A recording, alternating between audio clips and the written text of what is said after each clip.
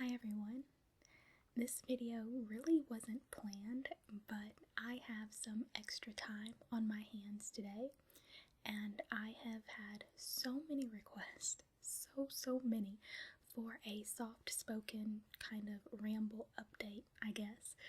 I put out a few videos about things that were going on in my life, and a lot of you have just kind of asked me for updates on those.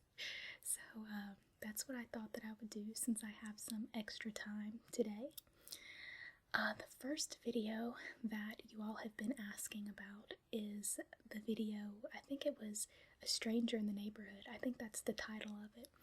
But basically, I was just talking about this guy that showed up late at night, and he was knocking on people's doors, ringing the doorbells, and just really strange, asking them if they had gas and saying that his car had broke down, and when they said that they did not have gas, he asked if this was the house that did hair. It was just really strange. It was one of those things where you just had this gut feeling that something wasn't right, that, you know, we knew that he wasn't one of our neighbors, so it's just kind of one of those situations. Well, a little while after all of that happened, I think I told you guys that we actually went down to the police station and just, informed them what was going on, and a couple of our neighbors did that as well. Well, about 2 weeks after that, the man ended up being arrested for trying to break into someone's house a couple of miles, like, from us, not anyone on our street, but a couple of miles away. So that just kind of goes to show that, that gut feeling is definitely something to listen to and to be aware of. We had sat there after he came to our house for quite a while, just kind of going over in our minds, who could that be? Why was he here? All of the questions that you ask yourself. And I'm really glad that we talked to our neighbors about it the next day, and we went to the police station. One of our neighbors was just really on it, and she was able to get the license plate because she felt the same way when he came to her house, that something wasn't right. And this was like, I think it was 10 o'clock. It may have been like 9:45, but it was dark and it was too late to be going to random people's houses. Somebody, I don't remember who it was, I wish I could remember their username, but somebody had left me a message on that video, and they said that it was something to the effect of, I'm glad that you made it clear that the person was of color, and just, I don't know, I never said what race the person was, number one. Number two, it wouldn't matter to me what race the person was. And when I said that the person did not belong in our neighborhood, I was not talking about race at all. Our neighborhood is mixed. I mean, literally down the line, it's half and half. We have 3 or 4 different races in our neighborhood, and I love that. I absolutely love it. So race was the furthest thing from my mind when I said that he did not belong there, and I really hope that nobody took it that way. So I would never ever say that someone did not belong somewhere because of their race. So basically my comment of this person did not belong was stemming from the fact that we live on, well, I'll go ahead and say this, but we live on just one street. It's not this big, huge neighborhood. It's just a single street. And we know everybody in the neighborhood. If we don't know them, we at least know their vehicle. And this was definitely not someone we had ever seen before. And I could look up the street, and his vehicle was not one that looked familiar to me either. Granted, it was dark, but, it was just one of those things where we knew that he was not someone that should be there. So that's kind of how that all played out. The next update is about the armadillo situation. Some of you found that story quite funny, and looking back on it now, I actually find it quite funny myself, but at the time, we were so just incredibly frustrated with everything. When you wake up and there are holes that are this big and several inches deep in your yard, it's not a good thing. And we take pride in our yard, and the grass is always cut, the flower beds are always full of flowers, and we spend a lot of time, working on our yard. So for something like that to happen, it's just kind of extremely annoying. Well, we basically talked to everyone we could talk to. We talked to wildlife specialists who would come out and catch the armadillo for, $1,000. We talked to people at pest stores who said, oh, this works and this works. Nothing worked. So eventually, they just stopped coming to our house, and I say they because a couple of weeks after I made the original video, another one showed up. So we came home one night from my parents' house, and there were 2 of them just digging, and they didn't care. We pulled into the driveway, and we were this close. Well, we were like right here, and they were about right here. They didn't care. They were just digging as we were sitting there, just like. So Chris got out of the car, and of course he chased them away. So he ended up chasing them away. And what was really funny is that Lexi came over and spent the night probably 2 or 3 days after that. And both of the armadillos were back in our yard again. And this was like 11 o'clock at night, like we were all getting ready to go to sleep. And Chris just happened to look out the window and see them. So he was just, he was all upset. So he went downstairs and opened the garage and got the shovel. And Lexi and I were watching from like the top window upstairs, and we were laughing so hard because you just see him with the shovel like running after him. And Lexi was like, go Uncle Chris. It was so funny. It was hilarious. But we did not see them after that night in our yard. They actually moved over to one of our neighbors' yards. And I'm not 100% sure that this happened, but I'm pretty sure that either the neighbor killed them or he trapped them and moved them somewhere else, because we haven't seen them since. And it was about 2 weeks. For 2 weeks straight, we would see them in his yard every single night when we would come home. So I think that he got rid of them.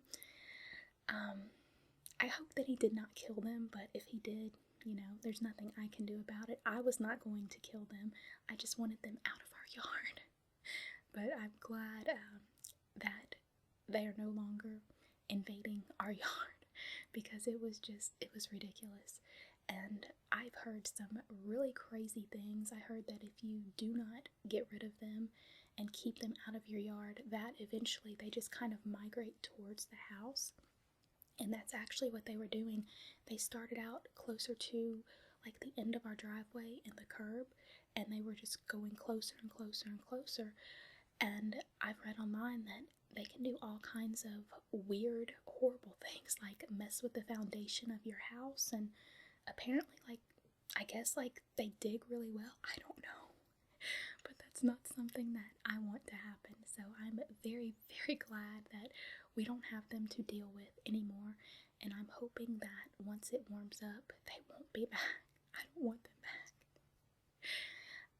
Let's see. I think those are the only 2 stories recently that I have shared with you guys. I'm trying to remember. I should have written down some of the comments so that I could answer those directly, but I'm pretty sure that that's it. Last week was kind of a sad week for me. If you've been with my channel for a while, you know that I have talked about my kitties, and they are just like my heart and soul. I love them so much. And Princess, she is our oldest cat, and I've had her since she was 6 weeks old. When I found her, she went from here to here in my hand. And I'm starting to get sad talking about this. I'm going to try not to, but she's just my baby. And I mean, she has been with me through everything, good, bad. But she started having some issues about 2 weeks ago. And we weren't really sure if it was, I don't want to say too much, I don't want to be graphic, but she was having issues going to the litter box. And we weren't 100% sure if it was her or if it was our other indoor cat, Mitzi. They would go, but it was right in front of the litter box. And we have tile floors in our bathroom, so it's not that big of a deal, we just clean it up. But we were trying to figure out, what's going on. And I actually thought it was Mitzi, so I took Mitzi to the vet, and they tested her urine and, did some work. Nothing. She was fine. So the next morning, I was in the bathroom putting makeup on, and I literally watched Princess, our oldest cat, mess up on the floor. So, I didn't want to scare her as it was happening. They tell you never to do that. So I waited until she was done, and then cleaned it up and made an appointment to see the vet. Well, I'm really trying not to get really emotional. That's one thing I hate. A lot of people have told me they can tell my voice starts cracking when I get, I don't know, just really upset about something. So I apologize. But so we made her an appointment to go to the vet. And the first thing they did was, I believe they checked her urine first, and there were some things in there that kind of concerned them, and the doctor said that we were probably looking at kidney failure. And so, of course, I'm just boo-hooing in the doctor's office. Chris is trying to console me, and the doctor just feels so bad. He's really great. Everybody at that office is wonderful. So he told me that they could run some blood tests on her if I wanted them to, and that would kind of rule out other things just in case, like diabetes and some other things that would definitely rule those out.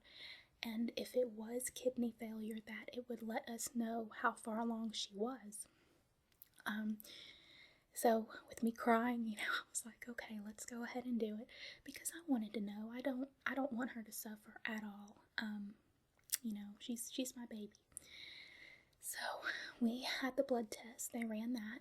Everything came back in the normal range, and actually, he said for her age, he was extremely, extremely impressed. There was only one count. They have several different counts that came back abnormal, and I think there's 3 or 4 different stages of kidney failure. And this number that came back abnormal was just above the first stage. I think the first stage is 1.6, and this was 1.8. I wish I could remember. It may be creatine. That may be what, I don't know, I'm probably wrong. But anyway, that was 1.8. So, yeah, he said we are probably dealing with kidney failure, which is not, I don't know, it's not something that I wanted to hear, but he gave us some medication that she's going to be on, and we're supposed to be adjusting her diet, and I have tried that. I got this, this brand of food, Purina, that is supposed to be great for the kidneys and specifically deal with issues like that. I believe it's because it's a low protein cat food that it's so good, to deal with things like that. But Princess is not eating it. In fact, the few times that she has eaten it, she's thrown up. And so there's several different kinds that we've tried her on, but that was the main one that they recommended. And so now it's kind of this weird back and forth between, do I just kind of force her to eat this to make her better, or do I let her, live out however long she has, just enjoying life and not being on a specific diet, and that's kind of what I'm leaning towards now. She's acting fine. She's not lethargic. She's amazing considering that she's 15 years old, and she's actually improved quite a bit just since going on the medication, so that's good. But I don't know, it's just kind of a sad time for us. The doctor said that she may have 3 weeks. He said, some cats go downhill rather quickly, but he said that if she responds well to the medication, and if we can get her on the food, which, like I said, it's not really something that I'm doing right now, that she could live several more years. So I'm very encouraged by that, but I'm trying not to get my hopes up too much. So yeah, that is I think that's pretty much it. I don't know. I kind of feel like, I don't know. I cried a lot last week. I'll be honest. I really did. And I don't want her to suffer at all. So if I see that she's going downhill, then obviously I'll bring her back in and we'll have to reassess things. He recommended that we bring her back in 3 to 6 months anyway, just to do blood work again and to see if it has progressed. He said that sometimes with medication and the food that he has actually seen the numbers go backwards. So if that one number can go backwards, or even if it stays the same, that's not necessarily the end of the world. And my voice is cracking again. You guys know, from my get to know me videos that I can get emotional sometimes. This is just one of those times. And going back to the food issue, like I said, I think the types of food that they recommend for cats and dogs that are going through this are low protein. But I read online a lot of people that had complaints with low protein food, saying, especially with cats, saying that their cat lost a lot of weight on it. And Princess is she's not, I don't think she'd be considered obese, but I think she was like 12 pounds when he weighed her, and that was, let's see, about half a pound less than what she was in June. We had her boarded in June and had all of her shots and stuff, and so that's what she was in June. Okay, I just had to take a break because I started crying again like a baby. But if you all pray, if you believe in prayer, please say a little prayer for her, because she could use it. If you don't pray, then just send some positive thoughts our way. It's just hard. It's very hard. So yeah. Alright guys, thank you so much for watching and for all of your support always. It really, really means the world to me. If I have missed anything in this video, if there's like another story that I've told and you want an update on that, just let me know in the comments and I will be more than happy to do that. I'll talk to you all later. Bye.